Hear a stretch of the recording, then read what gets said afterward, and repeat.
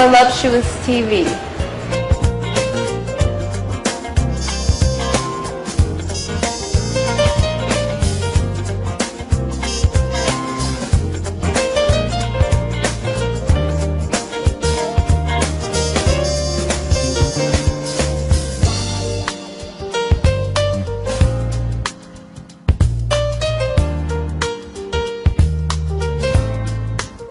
I am Miss Chaz, your host of Voluptuous TV. Today I have a very special feature for you. It is my great honor to introduce rapper, spoken word artist, lecturer, and author, Professor Griff. Hi. Greetings, how are you? Fine, how are you? All right, man, thank you. I'd like to first start off with the fact that you've been on a speaking platform with reference to commercial hip-hop and negative messages that corporations have allowed its audiences to overindulge in. Mm-hmm. And I'd just like to know, what are your thoughts about the direction of where the hip-hop industry is moving? Well, I think, first of all, we need to understand that it's an industry. It's an industry, and an industry put in place as a business to make money. I don't think they're generally concerned about the cultural integrity.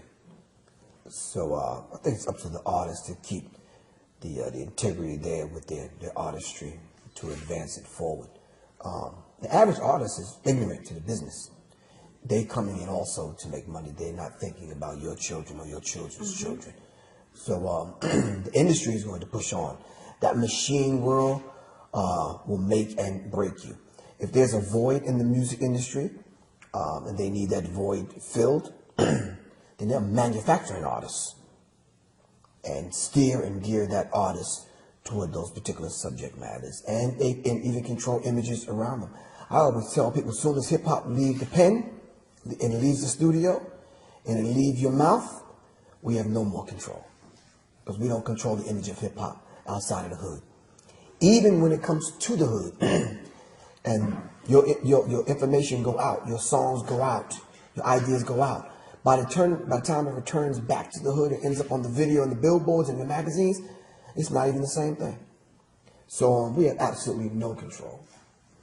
So does underground hip-hop music have a role within mainstream society? No, not with the advent of the internet. Absolutely not. Nowadays, there's no such thing as underground.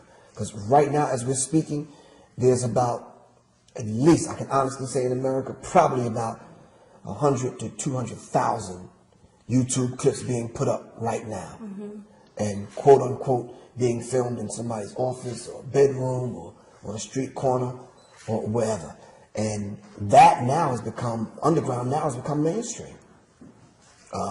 They're building $1 million, $1 billion empires around this reality TV stuff that's not even reality. That stuff is scripted. So now the underground has become mainstream. So even with the quote-unquote underground, you still need to, the artist still needs to have some kind of integrity and be true to the art form.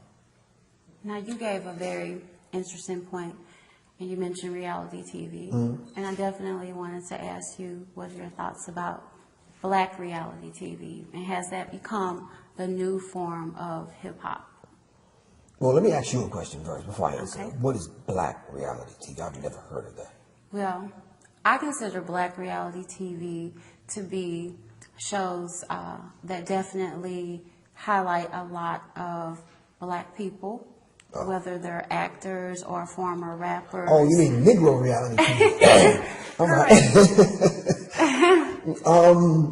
I don't know. That's definitely not the new form of hip hop. Absolutely not.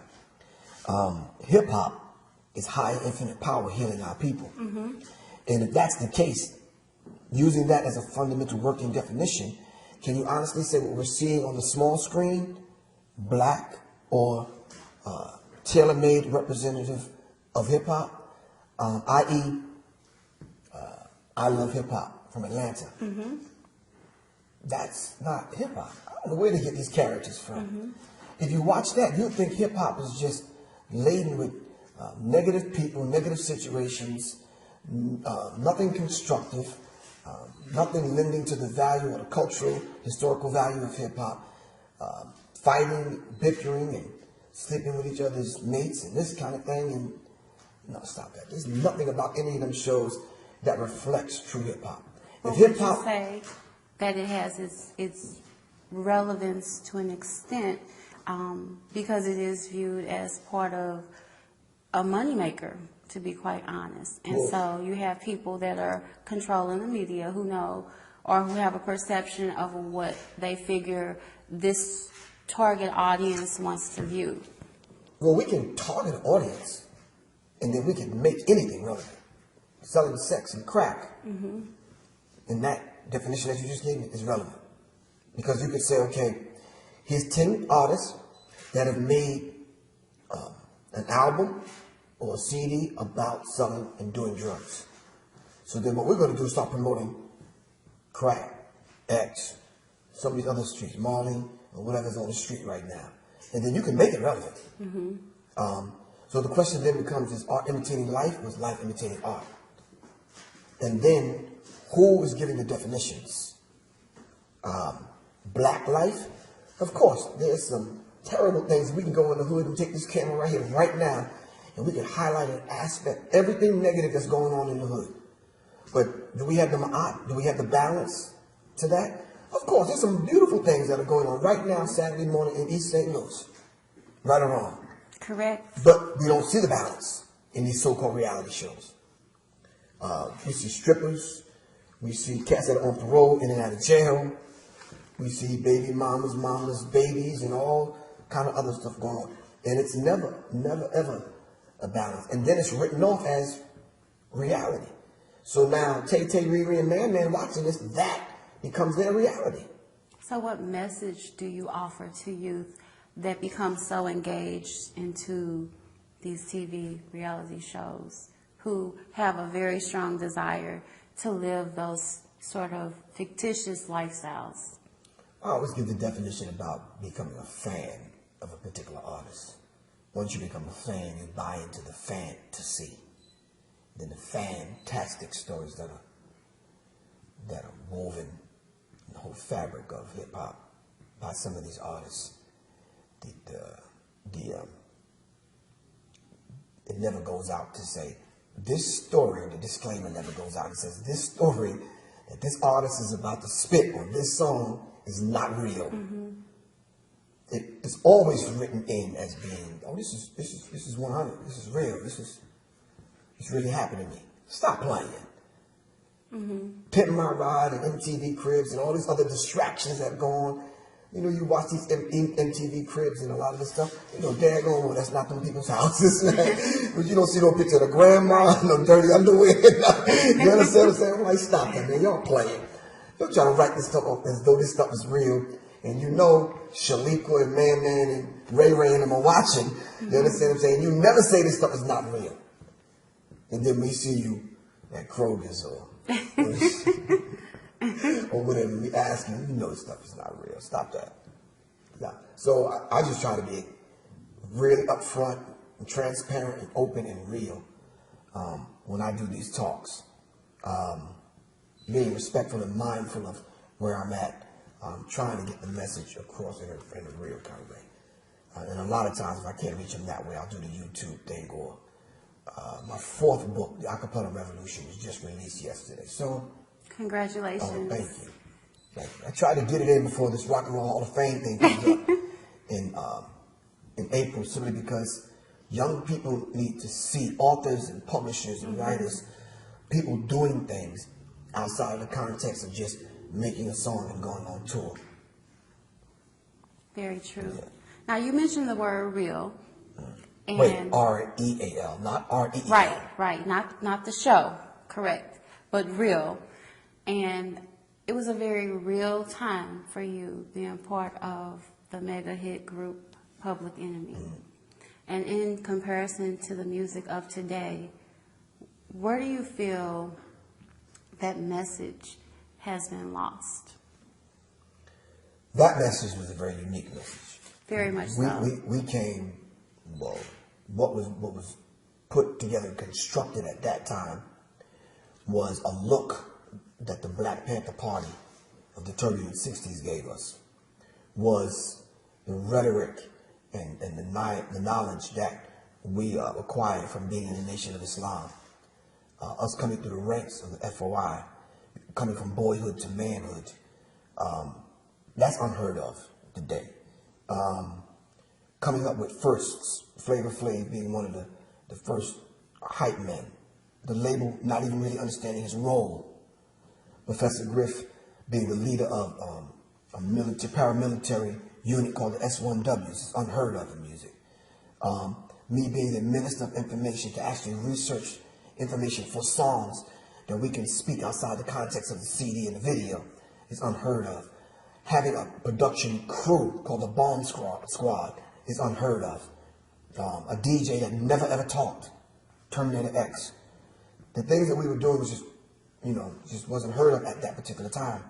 And we set out to speak truth to power and raise the conscious level of the people.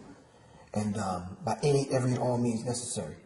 And sought to do that, and actually did that. And the complexion of black music at that time was changing. And we see young people start to pick up books, join organizations. A lot of them flocked to the Nation of Islam to get knowledge of self.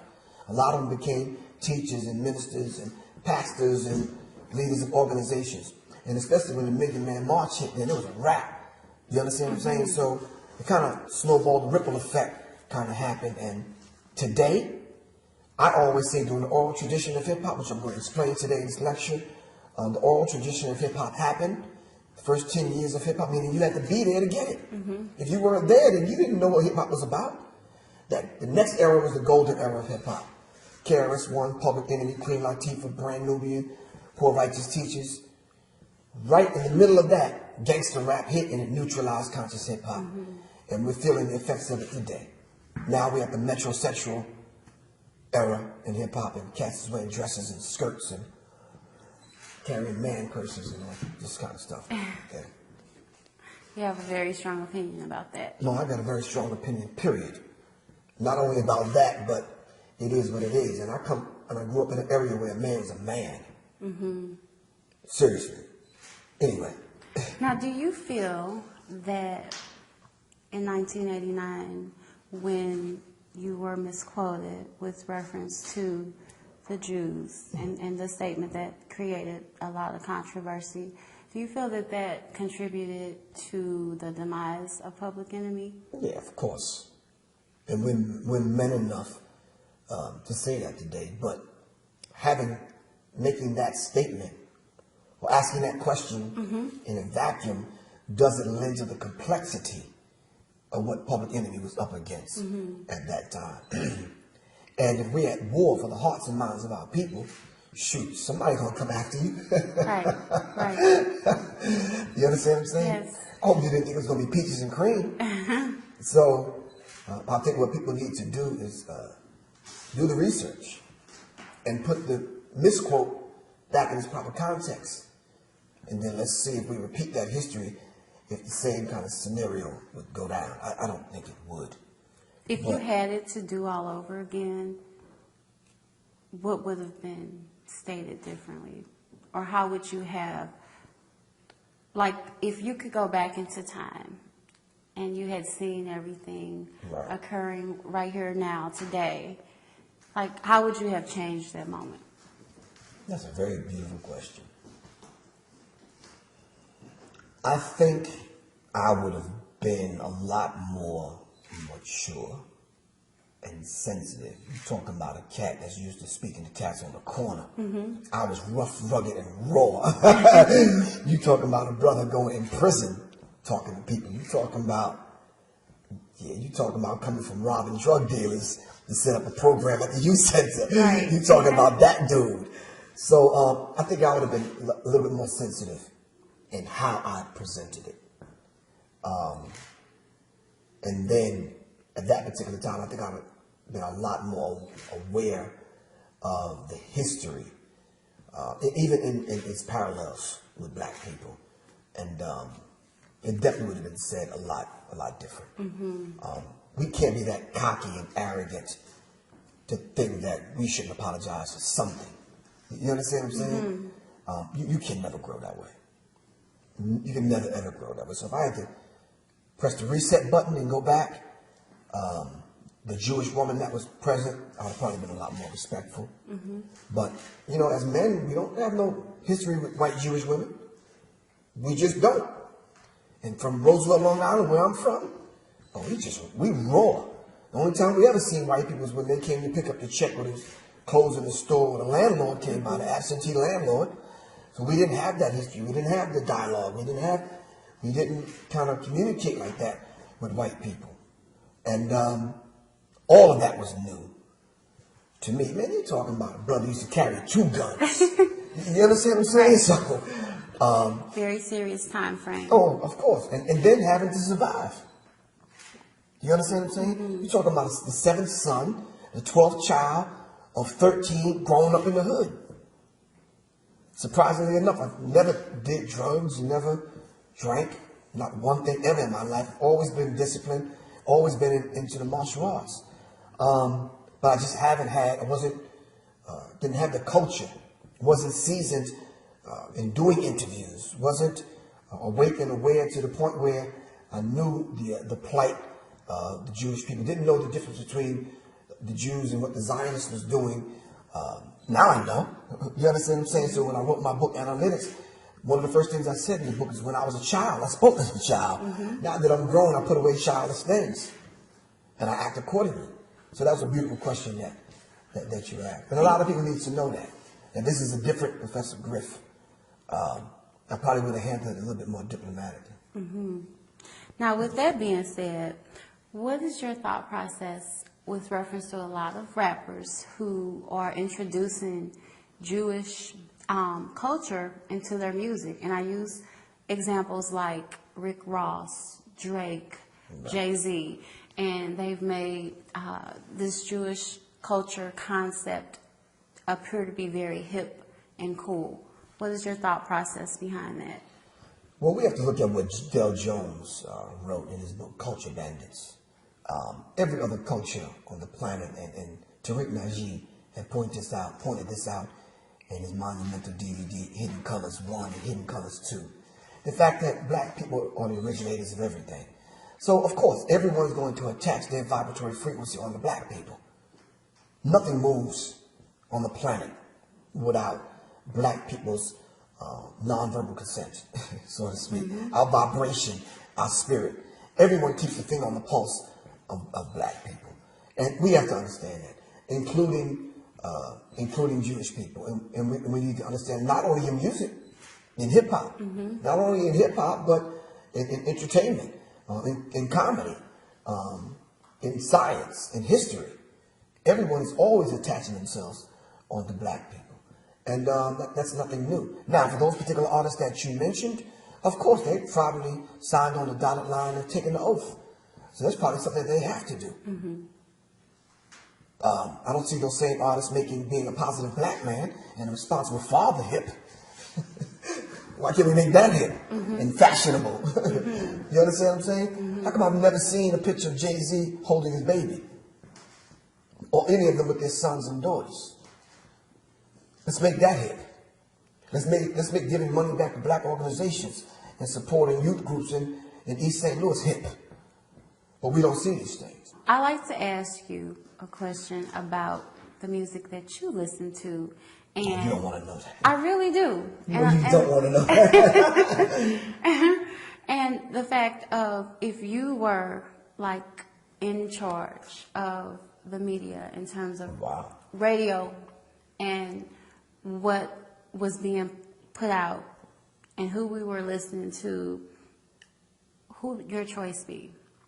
Well, to answer that question, in all honesty, I wouldn't, just from the rip, I wouldn't silence some of the artists that are out today. I wouldn't silence the Ludacris or the Rick Ross or the Kanye's. And I wouldn't censor them.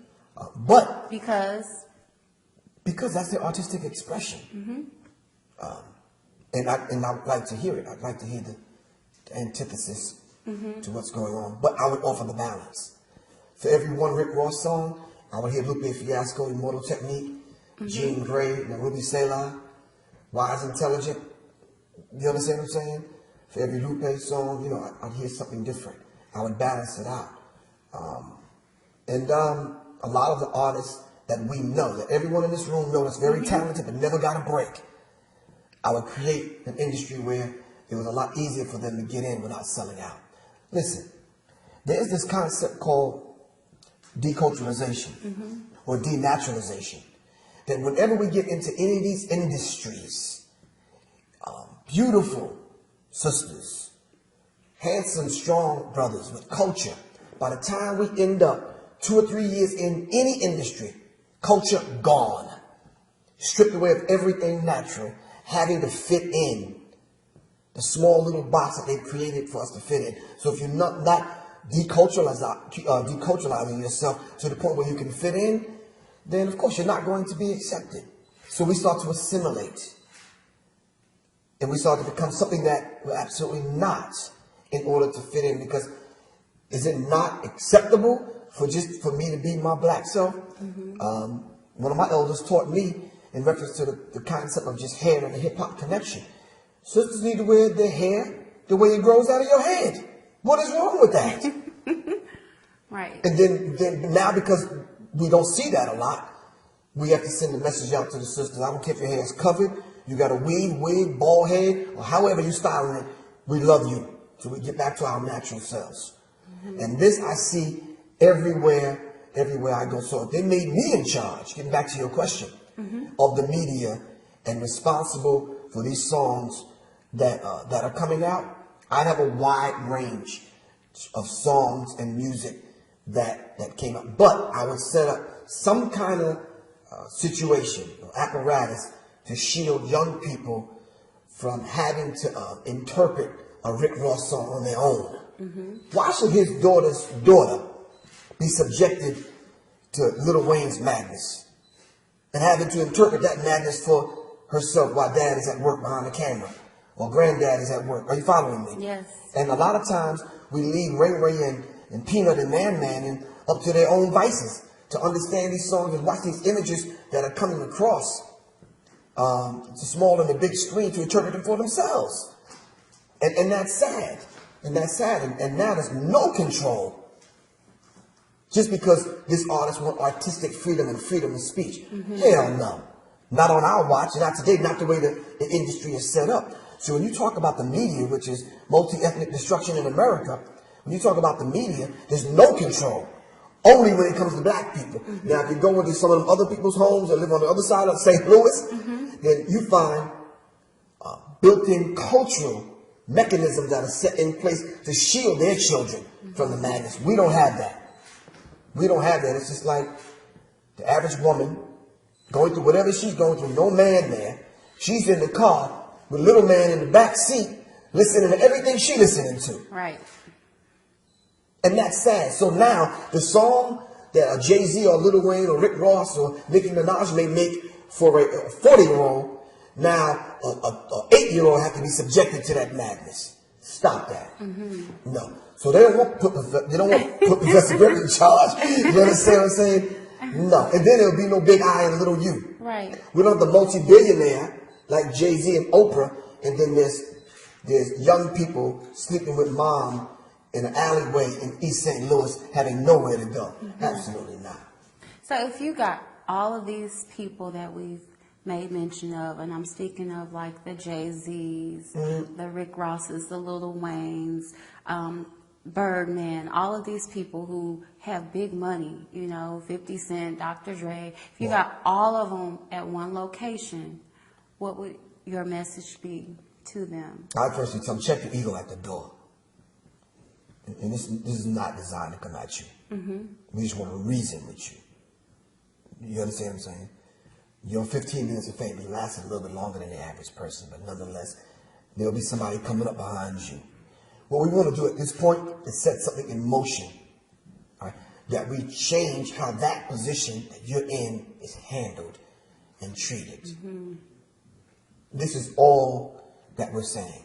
And we're saying to the Lil Waynes and the Birdmans and the Jay-Z, sooner or later you will have children. A lot of them do. And a lot of them do, and you're absolutely correct. Do your children listen to this madness that you allow to put out? I know some record executives don't let their children listen to this stuff. So this is what we want to kind of put in place. And we were just basically asked to just kind of be a little bit more responsible. They feel that it's a dog-eat-dog world. I got myself in this position by lacing up my bootstraps and however I had to do it, and fine. If that's how you have to do it, fine. But do my children have to suffer because you call yourself wanting to eat? And that's a beautiful thing because everyone want to eat. Are you following me? We wouldn't come down on the brothers. We'd say, look, let's just kind of offer some balance. That's it. Plain and simple. And that's not even hard. It's not. And I'm sure you can do that. But they're not going to listen to this. Griff. Are you too radical? Are you viewed as too Yeah, radical? I'm viewed as too radical for a lot of people. To me, I think I'm a nice guy. Did y'all hear that? I think I'm a nice guy. And I think before it gets critical, because I always tell people, you just don't want to see that other Professor Griff. Before it gets to the point where we really got to confront you, let's dialogue. What is wrong with that? But it's going to be very difficult. My phone number is out there. 678-557-2919.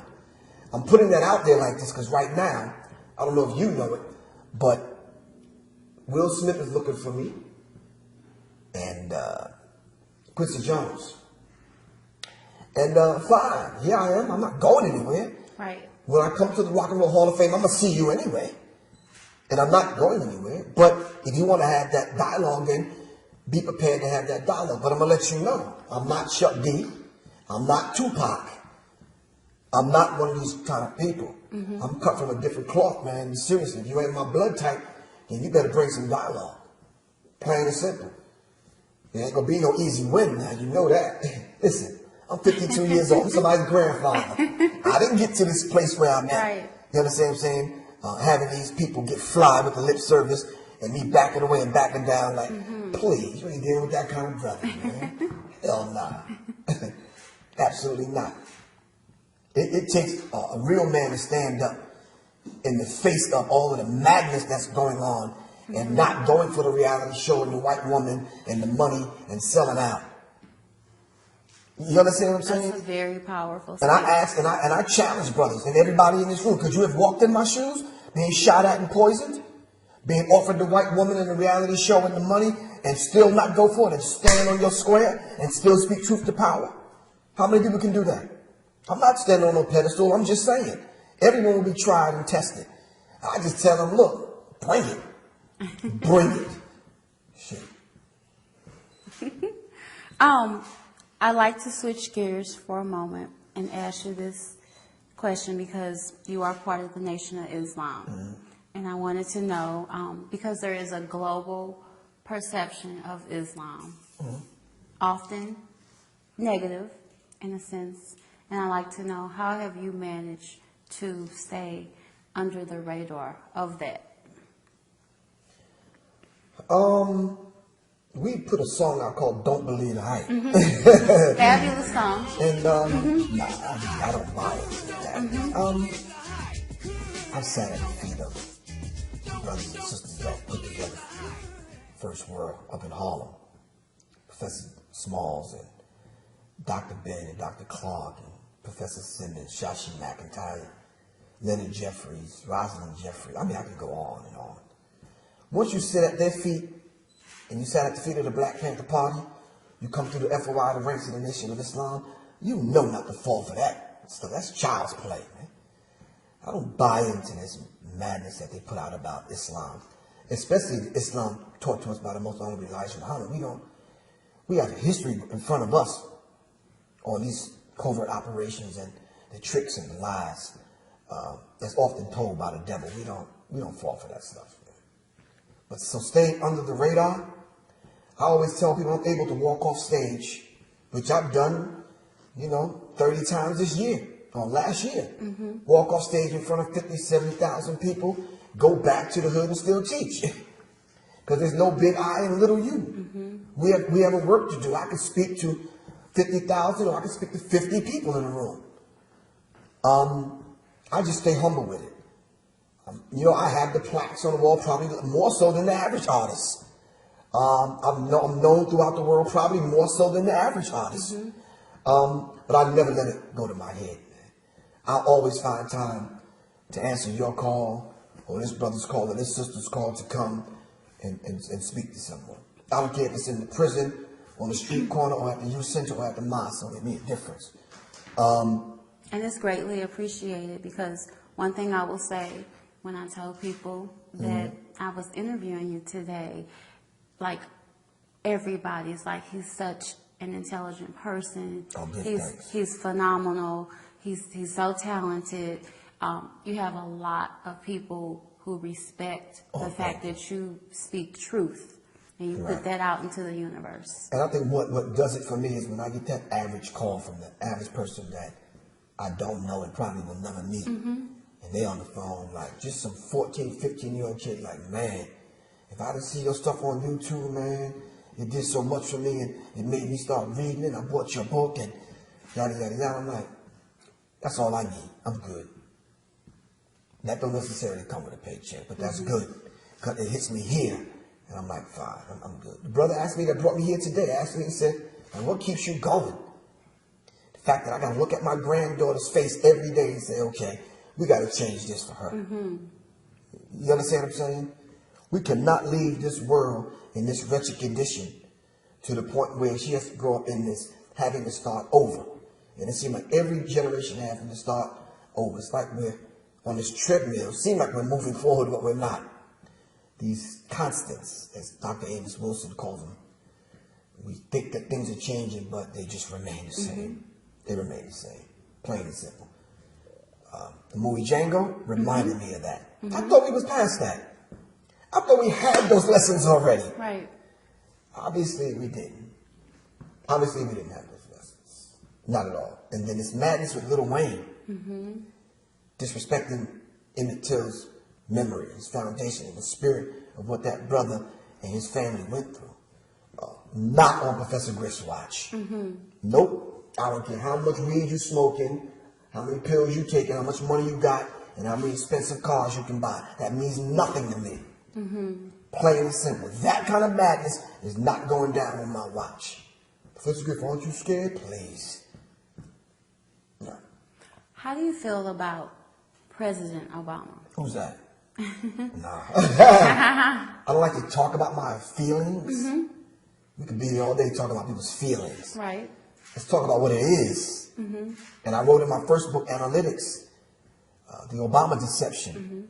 And what I wrote then is coming true today. It's like, dude, are you ever going to come speak to black people about things that affect black people? Well, you know he is scheduled to speak to a group in Chicago because there's such an overwhelming amount of violence. Can I ask you a question? Yes, you can. Did it take all these people getting murdered for him to finally say, okay, well, let me just go and speak to the black people? Come on now, stop that. Poor fella. But if you read the bio and the PR press release, he used to do community work. Lie. If you did community work, then your finger would be on the pulse of the same community that you did the work in. But whatever goes down in the hood, you're just not concerned. You're not concerned. And you feel very strongly about that. Didn't we just a few minutes ago, we're not dealing with Professor Griff's feelings? We're not dealing with my feelings. Facts. No, I know this. It's like, Barry, what you gonna do, bro? Just come talk to us like you went and talked to every other group. Just talk to us. That's all we're asking. Even in your personal relationship, with your boyfriend, husband, or whoever. Something go wrong, you just want to have the dialogue. Definitely. Is a conflict? Let's have conflict resolution. That's it. Correct. Resolution. R-E meaning to bind back to go back. Solve or resolve. To solve it. To evolve in it. You understand what I'm saying? Let's go back to what we said to one another. I love you. You love me. It comes up. Let's solve it. Let's resolve it. You understand? Let's go back to the foundation that we put in place as a mechanism to solve our issues, because we already know they're coming. But the thing is, let's look forward. So that's just something I want to give to you and your mate. This thing that I put in place with a lot of people. It's called a God jar.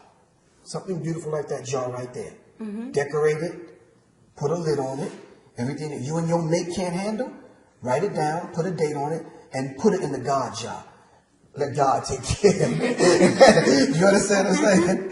When you have that conflict, go to the God jar, open it, and read some of those things to one another. Let's say, wait a minute, we argued about this 2 years ago. Why are we still at the same point? It's sad, but anyway. I just like to say thank you tremendously. Oh, give thanks. I think you are a phenomenal man of Allah. I think the message that you presented today is very heartfelt, and I know a lot of people will definitely take a lot from everything that you stated. Oh, give thanks. Truly appreciate you and your time. Thank you, and definitely keep the message relevant. I have to, and that was one of the main focus when I started a year ago putting together the acapella revolution. The question came up in the Q&A period with young people about the lyrics that's going on with the artists today. And I said, well, what if you strip the music down? And we just heard the artist acapella, and they came up to explain those lyrics. How would they fare? If Rick Ross came up and explained some of that stuff that he's talking about, how would he fare? How would Nicki Minaj fare in the audience? You mean to tell me that means that? I didn't get that because we're being distracted with the music. So I said, oh, that's a concept for a book. Why not give young people the formula that Public Enemy used? Why not explain some of the lyrics and teach them some basic concepts on creative writing and keep the oral tradition going that our ancestors have started? You know, when my grandfather put me on his knee and he was singing those songs and humming those songs and telling me those stories about the old days, that stuck with me. Because the stories inside the story was pregnant with hidden meaning. All I had to do was remember the story. So now that I'm grown and I meet you, you said, well, tell me about yourself, Griff. I'm like, well, my grandfather, and I'm telling that same story. You understand what I'm saying? That's the oral tradition. What happened to that tradition? All right, so I put it in my book, The Acapella Revolution. But anyway, it was a pleasure. I really appreciate you. Thank you All right, so give much, thanks. Professor All right. Griff.